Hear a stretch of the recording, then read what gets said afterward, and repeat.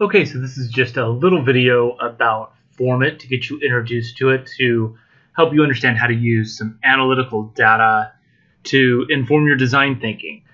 And again, this is a video modeled for my students in ARC 213, where we'll be using it to explore some weather data and some fairly extreme conditions on trails. So let's start by understanding a little bit about FormIt. FormIt is going to work, well, there's two modes actually. There's sort of an offline version, but the version that I want you to get used to using first is going to be the web version. And then there's also a tablet version as well, which is pretty cool. It works in a slightly different way. But we're primarily going to be looking at the web version in terms of this tutorial and in terms of grabbing weather data. So where I want you to start is let's just simply Google FormIt. Now, Google knows me and loves me, so it's going to take me there pretty quickly. But what you're looking for is Autodesk FormIt, then launch FormIt Web. For me, I just have a little shortcut icon there. And notice I'm using this in Google Chrome. FormIt and Chrome play together really nicely. So that's definitely the browser that I would suggest for this. So once inside of this, you're going to notice something that might be new to you, and that is a full 3D window inside of a web browser.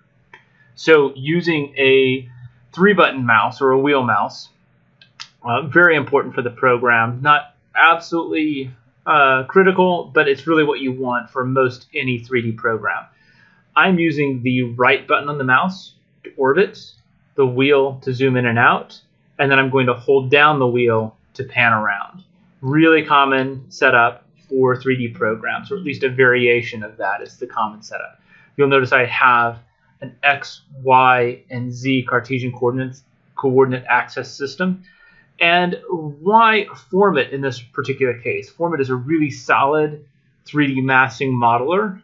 You can get quite a bit of detail in it, but there's a certain point then where you're switching over to a program like Revit for higher level of detail. But it is really phenomenal for sketching out introductory ideas, and in particular, it's great at doing that in terms of combining those early ideas with data, and specifically weather data. And so that's what we're going to look at today. So what we're going to do, anytime that we're starting to design, the location always matters. So I want to start there. I'm going to click location, and then we are looking at the Harding ice field as one of our sites. So that's going to take us to Harding ice field, which is right here. It's part of a national park. And that's going to give me 2 different weather stations. Now, a lot of times when we're doing these things, the weather stations are going to be really close to the site. And typically that's what we want to use. In this case, though, I've got 2 weather stations, one in Anchorage and one further up inland. And those are going to give me 2 fairly different sets of data.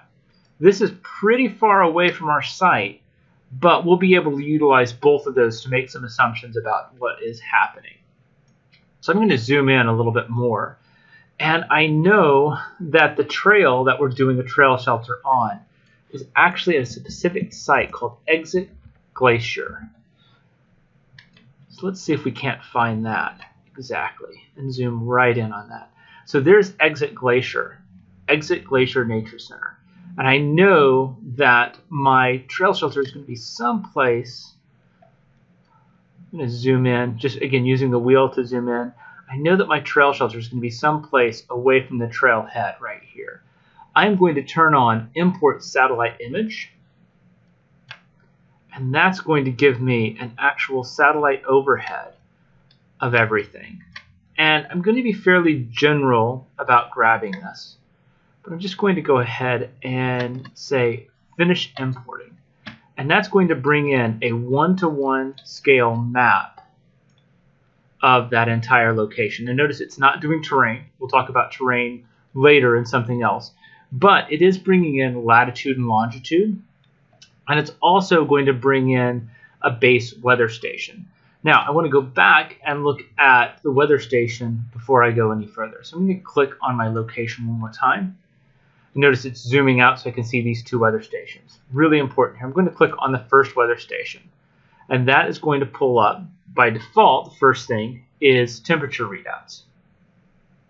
eventually. Come on, weather station. There we go. So this is going to give me my dry bulb temperature, lows, averages, and highs. And then it's also going to give me the wind roses. So there's my annual wind rose, which is nice. But if I'm going to design for a specific condition, I really want to dial in the exact wind rose for the time of year. So this is the wind rose for this location here in Anchorage for June and August. Now, our site is a little bit further inland, and in this particular condition, it's definitely going to be affected by the terrain. And so let's take a look at that same June and August wind rose a little bit further inland. So if I scroll back down to June and August, you can see that the wind rose is fairly similar, but a little bit more north and south, and well, for that matter, a little bit more spread out as well. But the majority of the winds are sort of coming in this north and south direction. So that's something we're going to need to, in this case, make a few assumptions regarding how the immediate surroundings are going to affect this overall wind load. So pay attention to that. But we can use this Anchorage wind rose that has a little bit less terrain overall around it as something that we can understand as what the basics are going to be doing regarding the time of year that we're visiting this trail. Given that, let's look at just a few additional things. So we're going to go back into FormIt. So let's just go back in here one more time.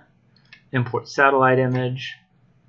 We'll zoom out. I want to make sure I get that same location again.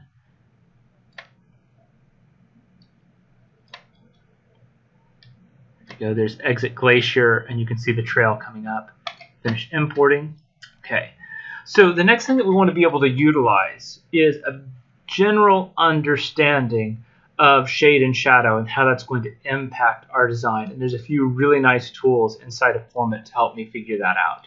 So the first thing, to help us understand exactly where we are, I'm going to come into my View tab and turn on the north arrow so that I can keep that adjusted. So anywhere that I pan around, you'll see that arrow floating in the bottom left. It's going to help me understand where north is. Then I'm going to come in and let's go ahead and build something the size of our trail shelter. And I'm not looking specifically on the map at exactly the location of the trail shelter. I'm just interested in how the sun is going to impact it wherever it ends up exactly along the trail itself. So I'm going to draw a line here. I'm going to left click. So I've gone to the pencil tool, the line tool, and I'm just starting at the origin, 0, 0, 0. And I'm going to move away from it about one axis, in this case the x-axis. I'm going to hit tab, and that's going to bring up a number so that I can be precise. I'm just going to type in 8 feet.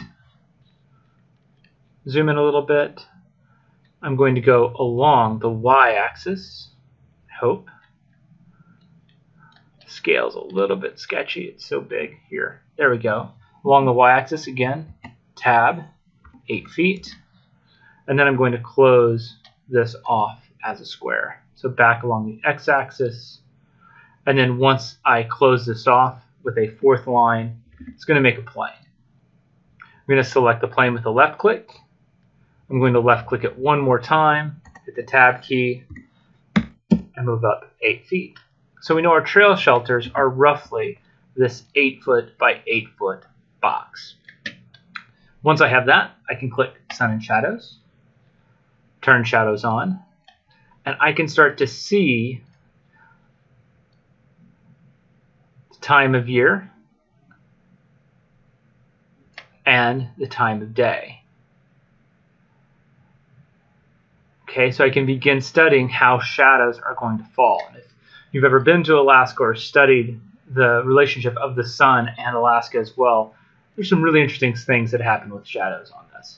So follow the instructions that I give you guys in class in terms of getting your pro license to FormIt, but that's something that as a student you can do. So you'll take a second and log in once you've launched FormIt.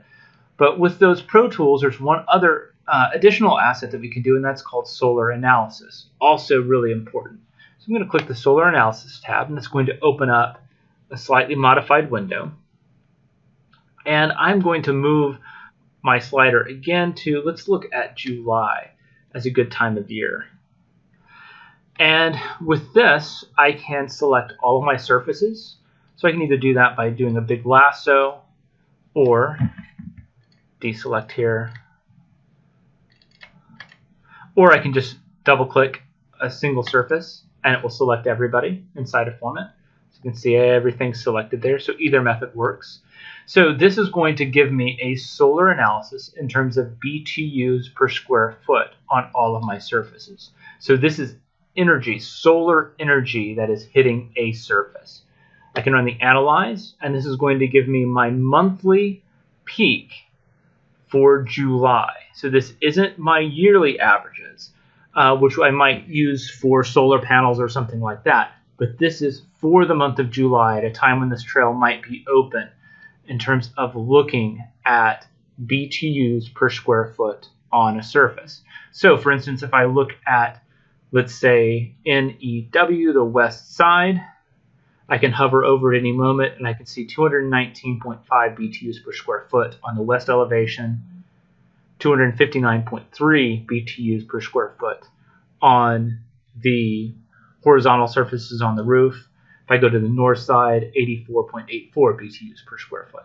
And that data becomes very, very important in terms of understanding how we can collect, or in some cases deflect, that solar energy.